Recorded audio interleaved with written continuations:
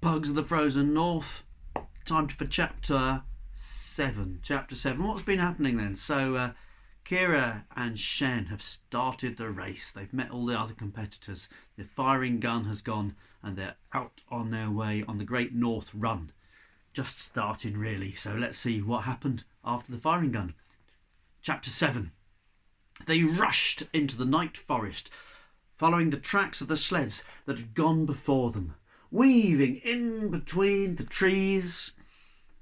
And far ahead they could sometimes hear the deep barking of other sled teams, and the pugs lifted up their little heads and they answered, yip, yip, yip. They were loving it. They felt like real dogs at last, the sort of dogs that they were in their secret doggy dreams. But all that woofing and yipping made the dark trees tremble, and down from the branches slid great dollops of snow with a flump, flump, flump. Somehow Sika steered her way around them without crashing into any tree trunks. Other sleds were not so fortunate. They passed two which had been smashed by the snow flumps, and whose grumpy owners were starting the long walk back to Snowdovia. Near the edge of the forest they found Shackleton Jones standing under the trees watching while Snowbot dug his high-tech sled out of the snowdrifts, out of a massive snow dollop. Sika slowed her sled to ask if he needed help, but he grinned. He said, "I've got all the help I need. Snowbot is designed to dig a ton of snow per minute. You'll soon have us out of here, won't you, Snowbot?" He beamed at the children again. "So, kids, next stop, Kraken's Deep, eh? What's supposed to go on there, do you think?" "They say it's the Kraken sleeps there," said Sika. "It's this ancient sea monster with tentacles and things. When true winter comes, it rises to the surface. If we're lucky, the ice will be thick enough to stop it reaching up and grabbing us." Shackleton Jones laughed. "The Kraken? You don't believe in that old story, do you? It's just a legend of the sea, like the Bermuda Triangle or the Night of the Seawigs." "Idiot," muttered Sika as they went on. "He'll be saying next that the Snowfather himself is just a legend." "At least we're not last any more," said Shen, looking back over his shoulder as they left the snow-flumped sled behind. But secretly he was hoping Shackleton Jones had been right about the Kraken. They shot out of the forest and they went swooshing down a long, smooth slope. They left the land and went speeding over the ice. The ice was smooth, it was here. It was sheltered by high, dark rocks which poked from the frozen sea in a wide ring. It was as smooth as a skating rink, and all over its surface Shen could see the tracks of the other sleds which had come this way, heading towards the north. "What a strange place," he said. "I wonder if the Kraken really does live here." He looked down. The frozen sea was as clear as glass, thick and ripply like the glass in front doors. He looked down through it, and from the cold depths something looked up at him. The sled was hurtling above an eye, the size of a car park, and all those snaky rocks, they weren't rocks at all. They were the tips of massive tentacles, frozen as the Kraken lifted them out of the sea. Sika," said Shen. "What is it?" Shen looked down at the eye again. He was sure that it was staring right back at him.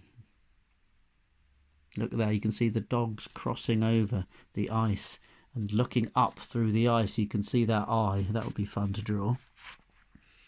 He was sure it was staring right back at him, and then as he stared at it, it blinked.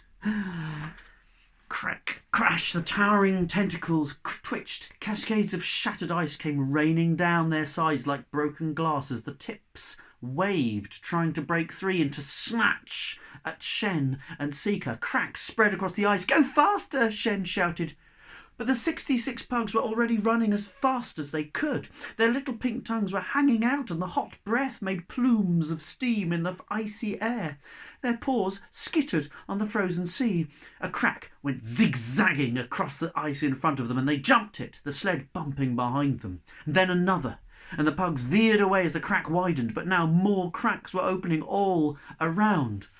The ice of Kraken's Deep jumped like a drumskin as the huge beast beneath it lurched upwards, and all the tentacles writhed and strained. The pugs stopped running.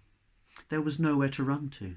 The sled was on an icy island surrounded by widening cracks, and the island began to tilt and the sled slithered backwards. Quickly, Shen leaned over the front of the sled and began unclipping the pug's leads.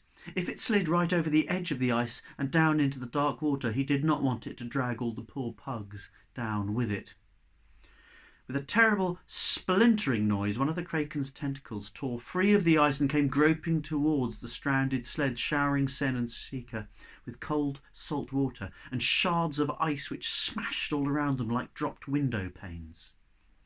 The Kraken's huge eye watched coldly from below. It had been asleep for a long time, ever since the last true winter, in fact.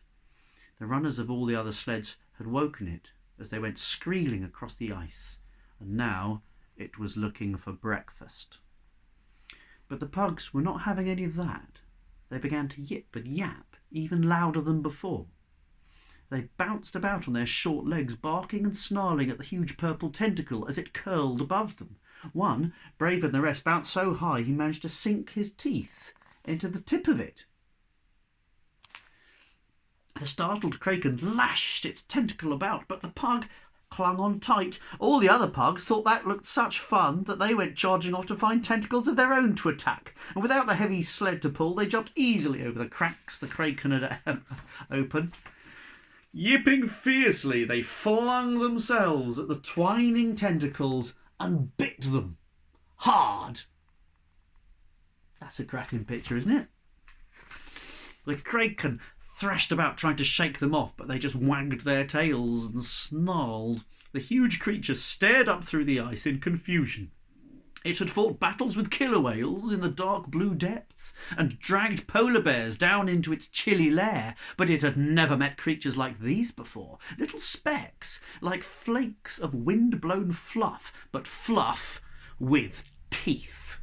Ow, thought the Kraken, and one by one it snaked its tentacles back down into the deep. The pugs let go as the tentacle tips vanished back beneath the ice, but they kept on barking and snarling and yipping. Shen and Sika stared down through the ice. The great eye of the Kraken stared angrily back for a moment, and then it vanished as the Kraken squirted out a huge black cloud of ink to hide itself. And when the ink cleared, the Kraken was gone. It had swum away to find a less dangerous breakfast, maybe a shark or two out in the deep ocean. In the holes and the cracks which it had made, the water was already freezing again. Phew, said Shen, and started gathering all the pugs together. Wait till I tell Grandpa, said Sika. That was as good as any of his stories. For the first time, Shen felt there was a chance they might win. Then, while they were busy reattaching the pugs to the sled, they heard the barking of another dog team behind them. Shackleton, Jones and Snowbot had got their sled working again, and they came swooping across Kraken's Deep, waving as they zipped past Shen and Sika. See? Shouted Shackleton Jones. There's no Kraken here. It's all just a silly superstition. But Shen started to say, but it was no use. Already, Shackleton Jones and his sled were just a dot, dwindling into the north. That's great, said Sika. We're last again. But we have the bravest dog team, said Shen, scattering doggy treats for all the pugs. There you go. That's chapter 7. Hope you enjoyed it. Have a great day. See you again soon. Bye.